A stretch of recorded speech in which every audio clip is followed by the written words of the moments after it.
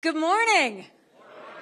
So it's great to be with you. You know, I was part of my Rotary Club back in South Carolina. So I appreciate all of what Rotarians do. Service above self. It's the way we should all live, and it's how we should go along. You know, someone asked me, what was the hardest part about running for president?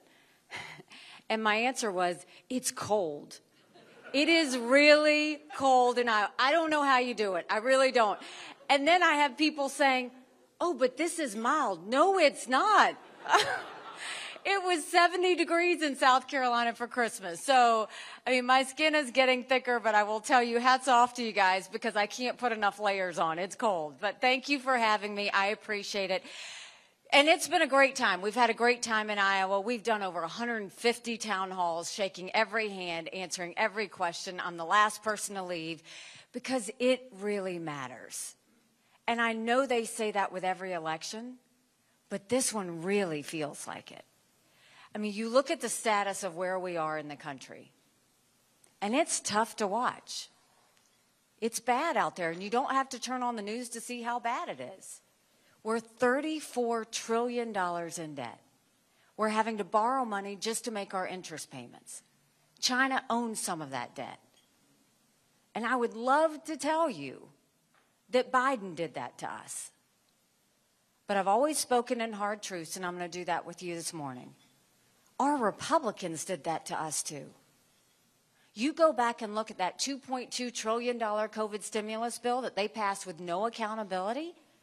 They expanded welfare that's now left us with over 80 million Americans on Medicaid, 42 million Americans on food stamps.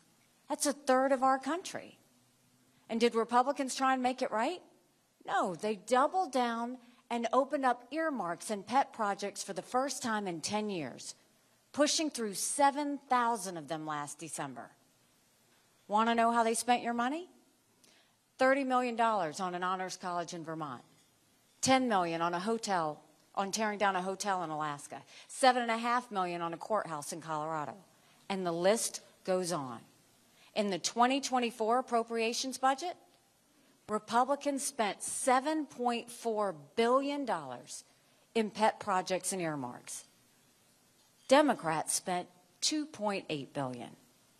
Now you tell me who the big spenders are. All while 1 in 6 American families can't pay their utility bill. 60% of Americans are living paycheck to paycheck. 50% of American families can't afford diapers. Homelessness is up by 12%. We now have over 650,000 Americans who are homeless. Social Security will go bankrupt in 10 years. Medicare will go bankrupt in 8. Then you go and you look at our education system. Everybody wants to blame COVID for education. We had problems with education way before COVID. Do you know right now in America, only 31% of 8th graders in our country are proficient in reading? 31%. Only 27% of 8th graders are proficient in math. If we don't do something and do something quick, we're going to be in a world of hurt 10 years from now.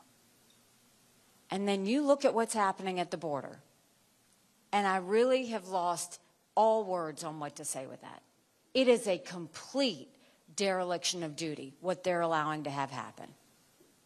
And I've been to the border, and I didn't pull a Kamala, go and come back.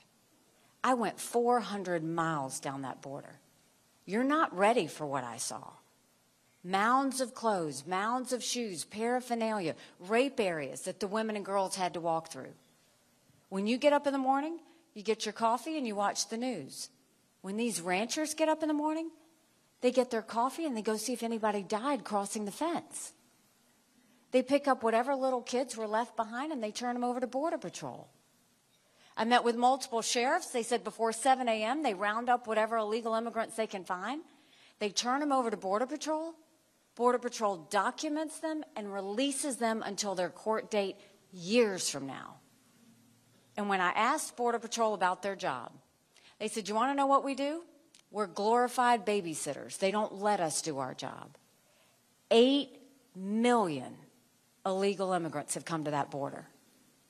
They've only sent 142,000 back. We've had enough fentanyl cross the border that would kill every single American last year. Number one cause of death for adults 18 to 45? Fentanyl. And don't think for a second China doesn't know what they're doing when they send it over. And then my parents always told me, you take care of those who take care of you. I'm going to ask you if we're taking care of those who take care of us. Right now in America, over 35,000 of our veterans are homeless. 1 in 3 suffers from PTSD or thoughts of suicide. We lose 22 heroes a day to suicide. If a veteran needs a doctor's appointment, on average, it takes 29 days. Why 29 days? Because on the 30th day, they can go to the doctor or hospital of their choice. So midway through the 29 days, they get a call to reschedule, and the clock starts all over again. It's shameful how we treat our veterans. And then you turn on the news, and you see what Congress is doing. What has Congress done for you lately? Anything? No. You know, they only have one job. Congress is supposed to give us a budget on time. That's it. Do you know they've only given us a budget on time 4 times in 40 years? That's it. You know what I say to that? No budget on time, no pay, period. We've got to start holding them accountable. Don't you think it's finally time we have term limits in America? Don't you think we need to have mental competency tests for anyone over the age of 75? Now, let me say this. I'm not being disrespectful when I say that. We all know people over 75 that can run circles around us. And then we know Joe Biden. Congress has become the most privileged nursing home in the country. Literally. And I know you see Senator Grassley, and Senator Grassley's one of those that can run circles around anybody. I mean, I don't know, he's like the bionic man. But these are people making decisions on our national security. These are people making decisions on the future of our economy. We can't play games with that. We need to know that they're at the top of their game when it comes to making decisions about us and our family. So that's a lot of bad, right? It's hard to find anything good. But now I'm going to tell you what I told South Carolinians when I became governor. No more whining. No more complaining. Now we get to work. How do we fix it? When it comes to the economy, we start by clawing back to over $100 billion of unspent COVID dollars that are still out there. Instead of 87,000 IRS agents going after middle America, let's go after the hundreds of billions of dollars of COVID fraud. 1 out of every $7 was fraudulent. If 8% of our budget is interest, quit borrowing. Cut up the credit cards. You have to balance a budget every day. I had to balance a budget as governor. Why is Congress the only group that refuses to balance a budget?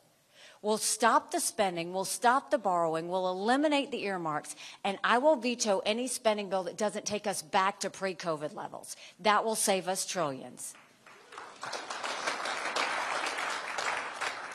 Then we will take as many federal programs as we can and send them down to the state level. That will reduce the size of the federal government, and it will empower people on the ground. Think healthcare, think welfare, think education, all of that going down to the states. Do you know right now, 70% of federal employees are still working from home 3 years after COVID?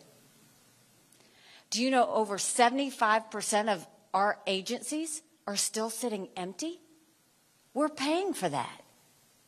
We've got to start getting smart on how we run the country. Don't you think it's finally time we had an accountant in the White House? We could do a lot of good with that. And then we need to start letting the middle class breathe. Right now, the rich are getting richer and the poor are getting poorer. We need to open up the middle class. And the way we do that is we start by eliminating the federal gas and diesel tax in this country. Then we go and cut taxes on the middle class and simplify those brackets. And we make the small business tax cuts permanent. They made corporate tax cuts permanent, but they made small business tax cuts temporary. Small businesses are the heartbeat of our economy. If we believe that, we've got to prove it.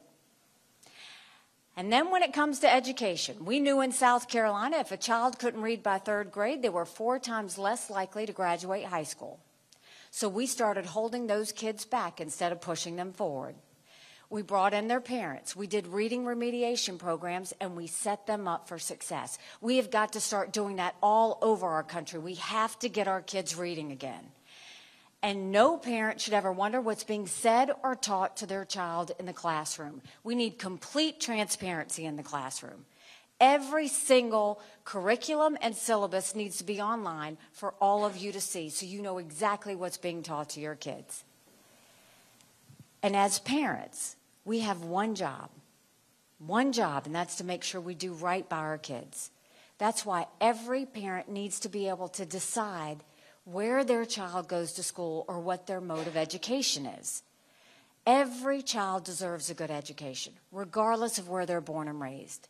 Let's stop mandating education based on a zip code. And then let's start building things in America again. Let's put vocational classes back into our high schools. In South Carolina, we had apprenticeships all over our state. We taught our kids how to build the things we were making. And that way we got them invested in our economy even before they got out of school. And then a point of personal privilege for all you girl dads out there and all you strong moms. We have to raise strong girls. Strong girls become strong women. Strong women become strong leaders. And none of that happens if we have biological boys playing in girls' sports. We have got to cut that out.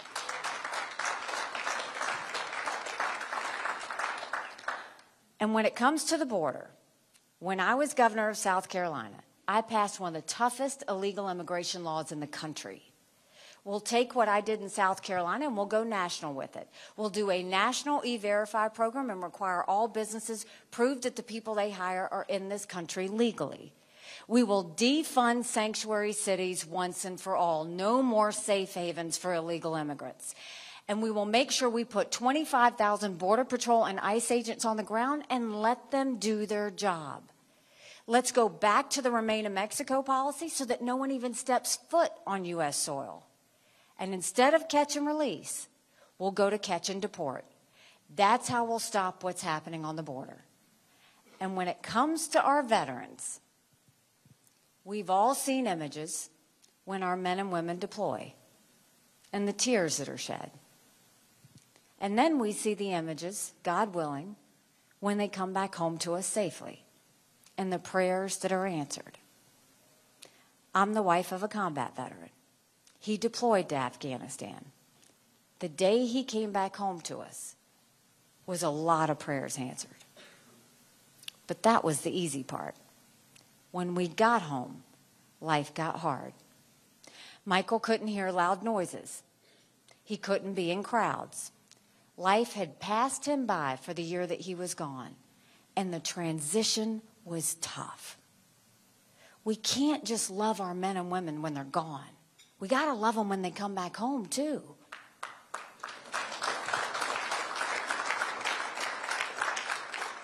Right now, they give them a 2-week transition stateside, and they send them on their way. That is not enough. We need to keep tabs on them and make sure they're okay. We need to do telehealth so they can get the mental health care they need right when they need it. They should be able to go to the doctor or hospital of their choice. They've earned that right.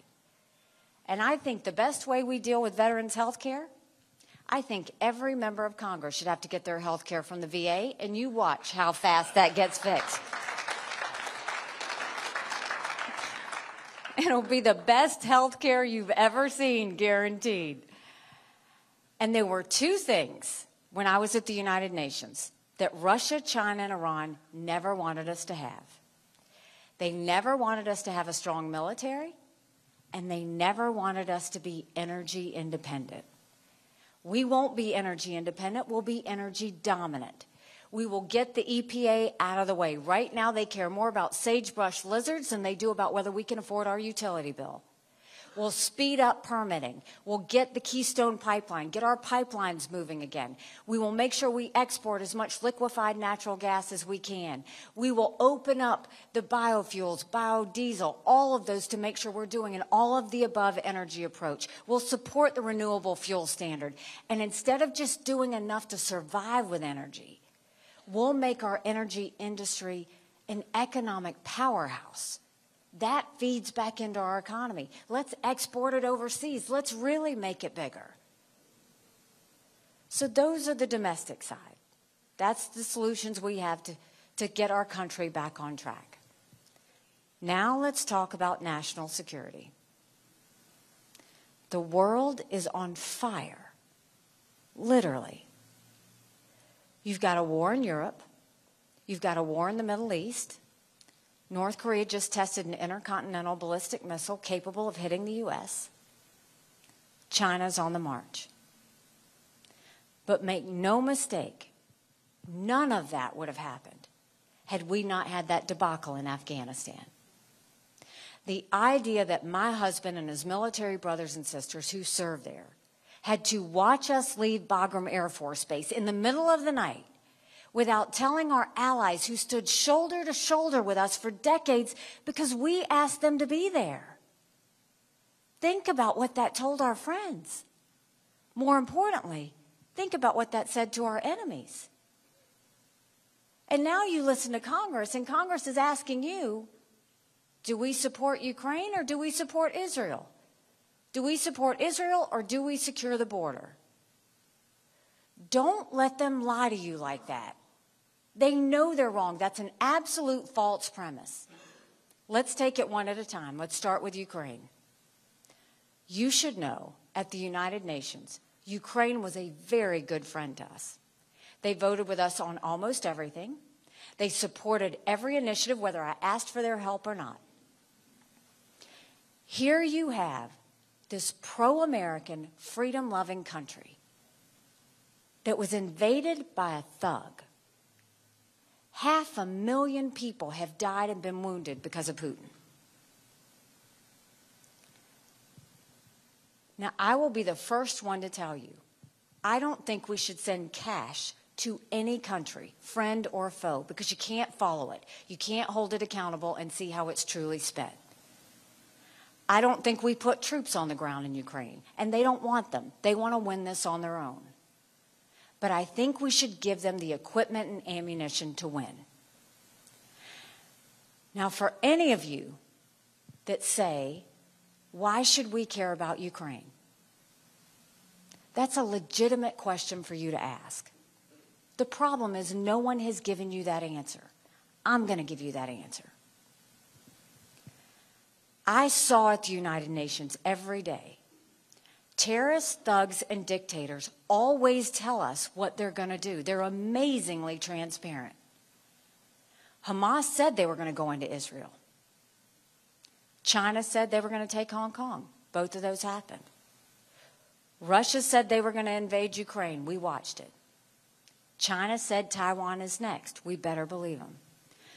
Russia said once they take Ukraine, Poland and the Baltics are next. Those are NATO countries. That puts America at war. This is about preventing war. This has always been about preventing war. And we know Russia's hit rock bottom. How do we know that? They've lost 87% of their forces that they started the war with. They've raised the draft age in Russia to 65. They're getting drones from Iran, missiles from North Korea. Putin knows he's hit rock bottom. Now, if we just supported Ukraine in the prevention of war, that's only 3.5% of our defense budget. That's it, 3.5%. The Europeans have put in more than that, and they should. It's their neighborhood. Now let's talk about what happened on October 7th. I'm haunted by what happened in Israel. And the reason I'm haunted is because 5 years ago I gave a speech to the entire world at the UN. And I told them that we knew there were maps. And these maps were held by Hamas. And it showed that if they could break through the barrier, it was how they were going to kill as many Jews as fast as they could. And it happened. Now, for any of you that ask, why should we care about Israel? God help us if we don't get this one right. Israel's a bright spot in a tough neighborhood. They're the tip of the spear when it comes to defeating terrorism.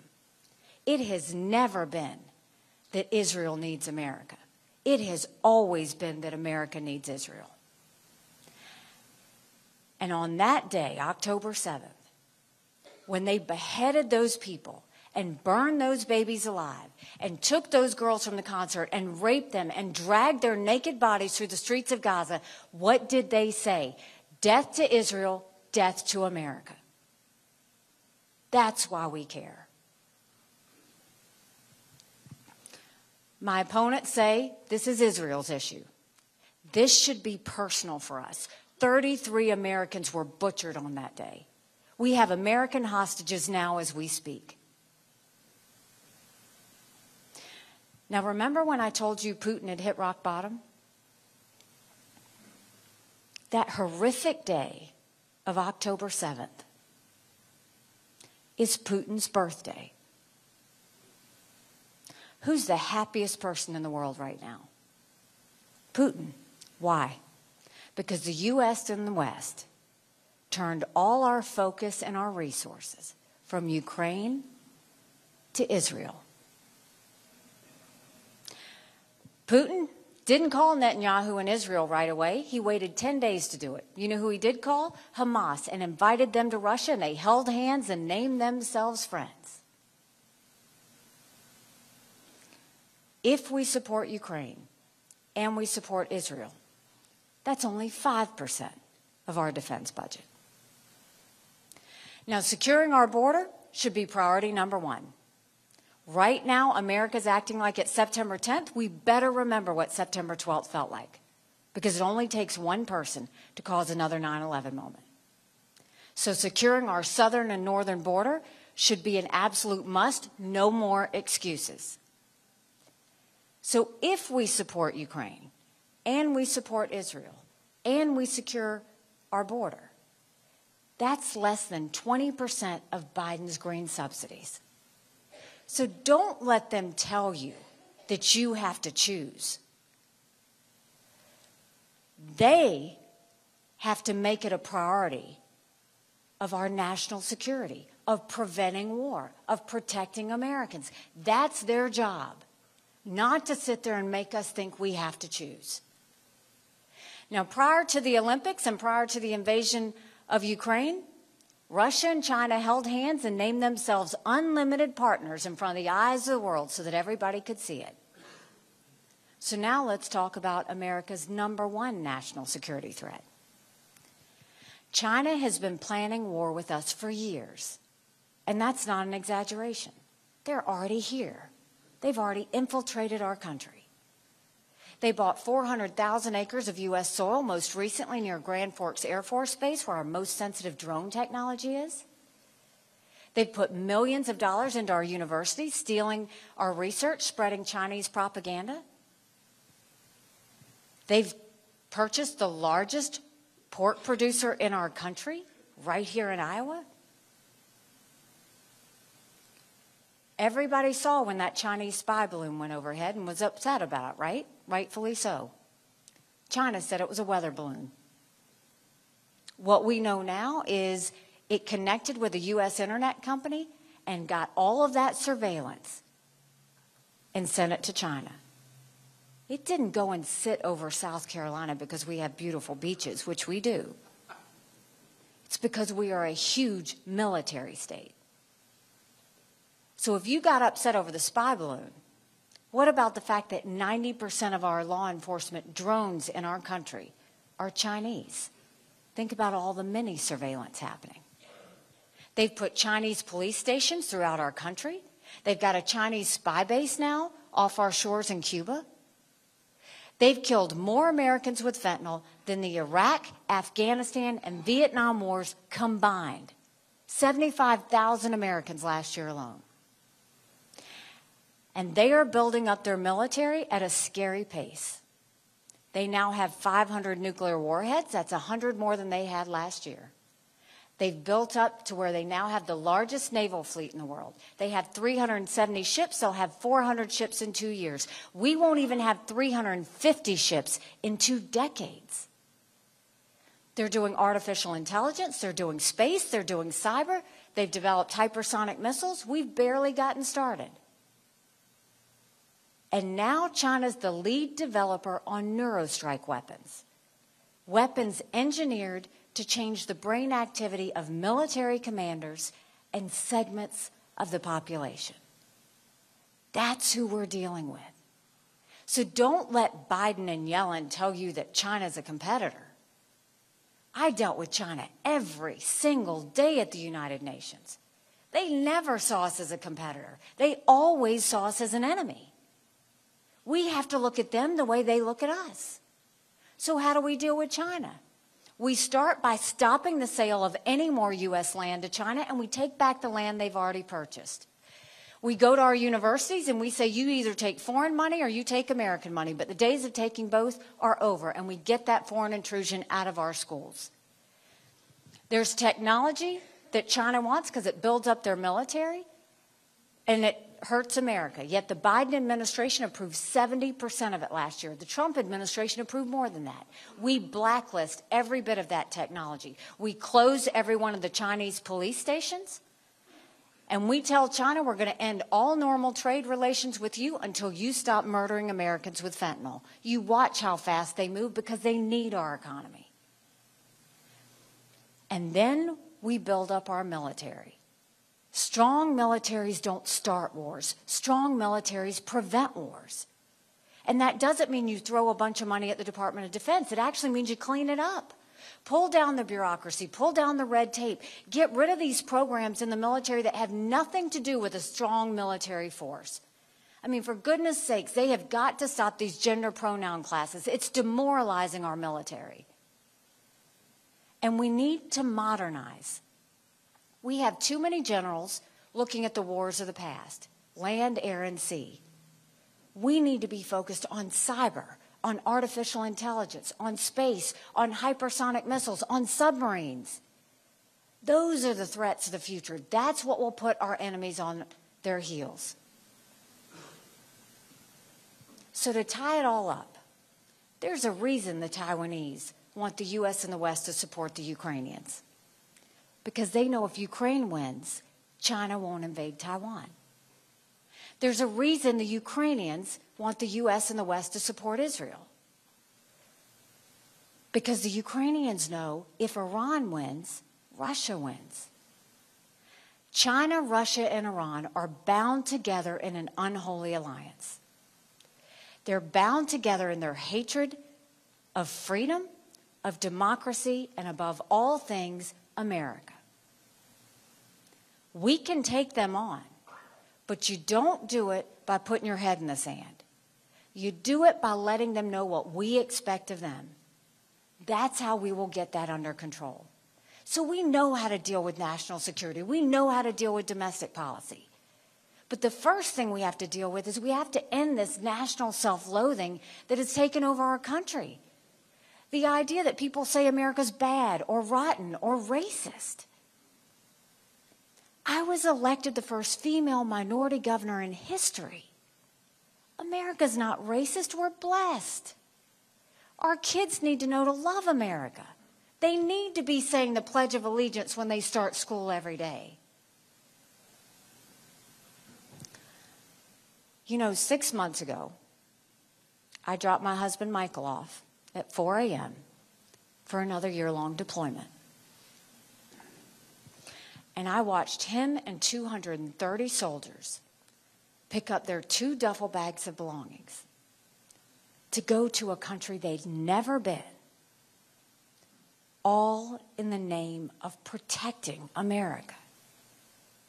They're willing to sacrifice their lives and their families because they still believe in this amazing experiment that is America.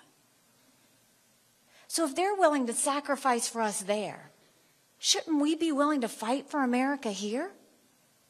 because we have a country to save. But in order to save her, we've got to acknowledge some hard truths. Republicans have lost the last 7 out of 8 popular votes for president. That is nothing to be proud of. We should want to win the majority of Americans. But the only way we're going to do that is if we have a new generational leader that leaves the negativity and the baggage behind and focuses on the solutions of the future. Another hard truth. I think President Trump was the right president at the right time.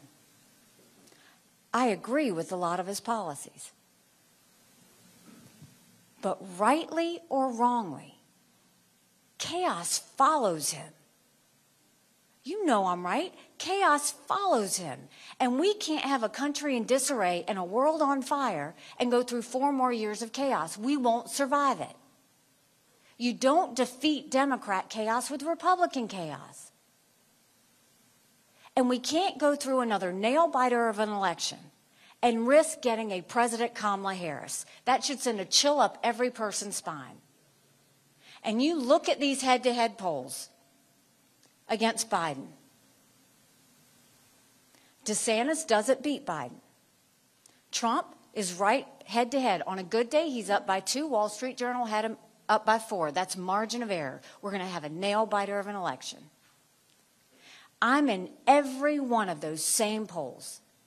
And head-to-head, I defeat Biden by 17 points. Do you know what that does? That's bigger than the presidency.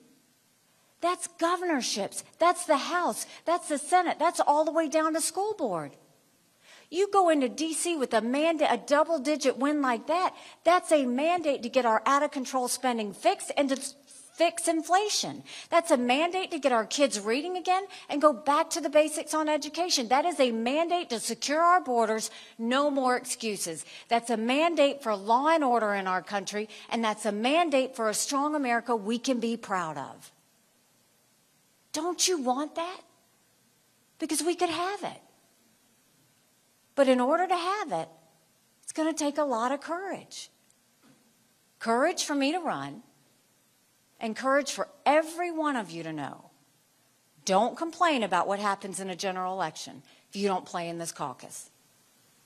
It matters. When I announced, they asked me why I was running. I said, my parents came here 50 years ago to an America that was strong and proud and full of opportunities. I want them to know that country again. I'm doing this for my husband, Michael, and his military brothers and sisters. They need to know their sacrifice matters. They need to know that we love our country. I'm doing this for my daughter who just got married, and I saw how hard it was for her and her husband to buy a home. The average home buyer in America now is 49 years old. The American dream is going away from us. And I'm doing this for my son, who's a senior in college. And I am tired of watching him write papers of things he doesn't believe in just to get an A. That's not us. That's not America. And for the first time, 81% of Americans don't think their kids are going to live as good of a life as we did. We can't be okay with that. I'm not okay with that. We do have a country to save. But I'll promise you this. If you join with me in this movement, if you join with me in this fight, I promise you, our best days are yet to come. Thank you very much. God bless you. Thank you. Thank you very much. Thank you. All right. They just gave me a heads up that I get 2 questions. Is that right? Yes, ma'am. That's not very many, guys. All right. If you've got a question, raise your hand. They'll come find you. Go right. Yes, sir. Yeah, so you talked about becoming energy independent, and you mentioned specifically, it seemed, fossil fuels and natural resources. What about nuclear power? Would you view that as a good way to do that, or are you opposed to Absolutely. It's clean, it's cheap, we should absolutely do it. And the fact we've got 2 nuclear sites ready to go up, and they're sitting there waiting on the federal government. I think one's in Ohio, one's in Arizona. Let's get that moving. It's a good form of energy. That's the part is energy producers need to be our partners. Stop demonizing energy producers. We've got to start supporting them, helping them. They're helping us. And we have to treat it like that. So no, absolutely. Nuclear is a great way to go. We've got a couple more here. Who's got the microphone? There you go. Yes, sir. Hi there. Hey, the state of Iowa has, well, we had Harkin and Grassley. We're a small state, a flyover state. They always say, I'm a big fan of term limits, but under the current regime, if we don't have Grassley there, we're forgotten. So how exactly could you get term limits to get through? I mean, Senator Grassley's a fighter. I mean, I don't know that I could do as many push-ups as Senator Grassley can do, to be honest. This is what I will do. I have always, whether I was governor or ambassador, my goal is to over-communicate to you and tell you everything I know, and then empower you to figure out how to make things go forward. So when it comes to the term limits, Congress isn't going to pass term limits on their own. I will have a Haley term limits pledge, and every person will need to sign it when they file to run for office, incumbent or otherwise. And then I'm going to give that information to you. You have that conversation with them. And then when you get enough people in Congress that have signed the pledge, then you can go and get them to pass it and go forward. But the best thing I can do for you now is give you everything I can. So if I say, look, you got to sign it, and then I post all the candidates who've signed a pledge or not signed a pledge, it gives you more ammunition to ask the right questions. And so that's the way we go about it. Can we do one more question? 2 just wasn't enough. We'll do it quick. All right, last one. Make it a great one.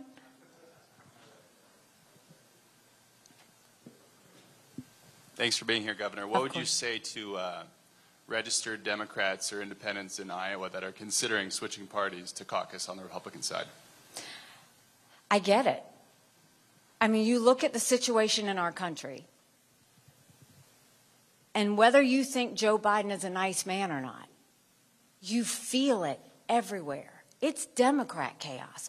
Whether it's the economy, whether it's education, whether it's the border, there's a reason 75% of Americans don't want a Trump-Biden rematch. They're tired. They want to see something go forward. And what I am telling you is, I'm not talking about just Republicans. I'm talking about winning the majority of Americans. Because if we're going to save our country, we've got to stop all the division and the fighting. Honestly, you want to know why I'm really doing this? I told you the long version, the short version. I don't want my kids to live like this. I mean, something's got to give.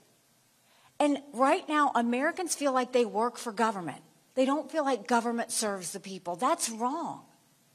And if you ask any of the younger generation, I'm looking at this little gentleman here, you look at them, they are really literally scared. They don't know where they're going to get a job. They can't afford rent or a house. They see all this debt,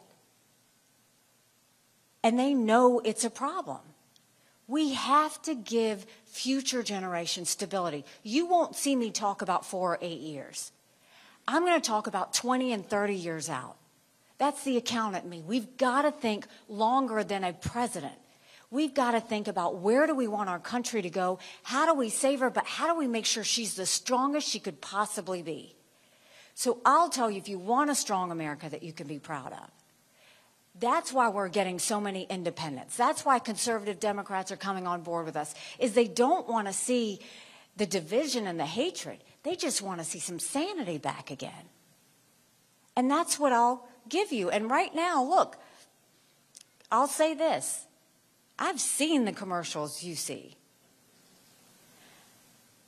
In both of those, I've noticed President Trump's given me a little bit of attention. That's kind of nice of him.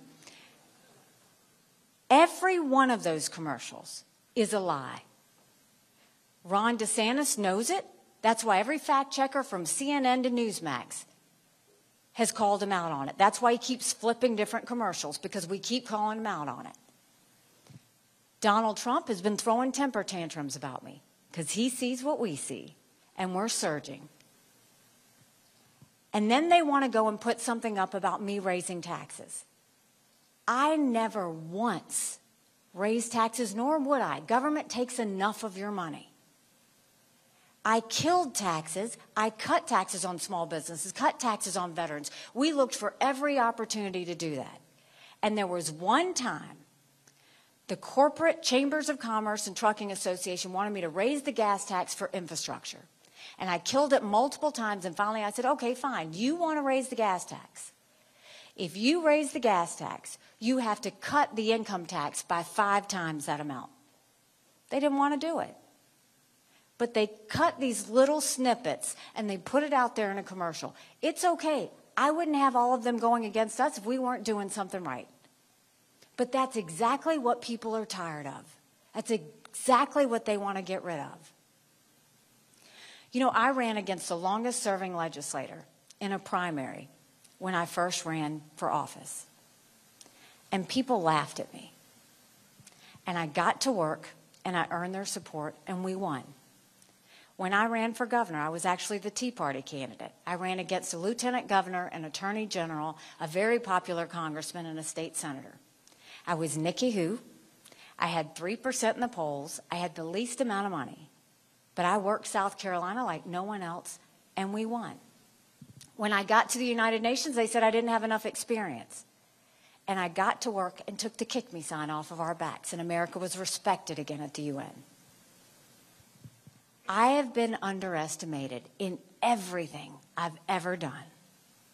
And it's a blessing because it makes me scrappy.